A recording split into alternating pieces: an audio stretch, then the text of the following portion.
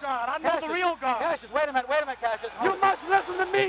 Ali was exemplifying a freedom that most black people did not enjoy. We could not foresee the difficulties that would lie ahead as far as... Mr. Muhammad Ali has just refused to be inducted into the United States Armed Forces. I'm not going to help nobody get something my Negroes don't have. If I'm going to die, I'll die now, right here fighting you. I have two alternatives.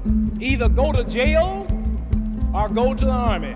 But I would like to say that there is another alternative. And that alternative is justice.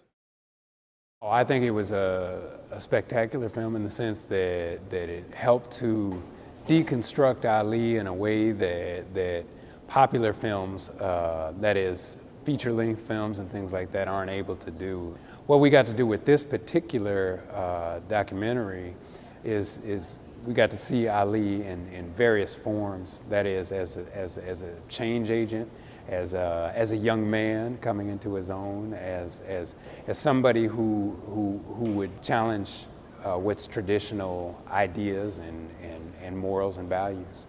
There are people who follow the Ali model, but I'm not sure anybody will ever be able to play it all out as good as Ali did. Part of what made Ali so different is his talent matched his ability to loudmouth. And not many people can do that in this day and age. But every once in a while, generationally speaking, you get people that can do this. The best part about sitting on the panel is the idea that this is Tuesday night and people came out. It was 9 o'clock at night, 8, 9 o'clock at night, and people were out watching a film about something that happened, almost 50 years ago. And so to me, that's, for an historian, like, it's heartwarming. Yeah. Mm-hmm. I was impressed and glad as well to have seen it. But I've been following anything in regard to Ali as often as I can. I grew up during his time, and I followed him when he was in the boxing world. And many of us felt during that time when the Supreme Court changed their views in regard to him boxing again, we felt that a lot of that was based on pure economics. There was a lot of money to be made if he was back in the ring.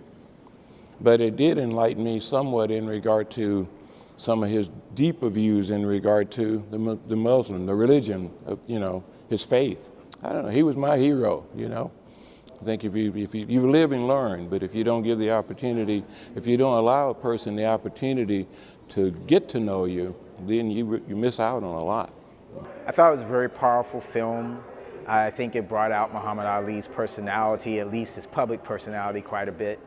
And I think it showed the story of what he went through when he decided to be an objector from going to the Vietnam War in a very powerful way. I'm 49, so when that stuff was happening, I was like 5, 6, and 7. And I remember some of that, and of course I remember Ali's personality, and I've always thought that the way he expressed himself is just so amazing.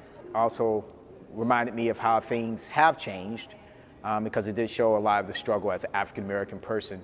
But then at the same time, I see a number of ways things haven't changed.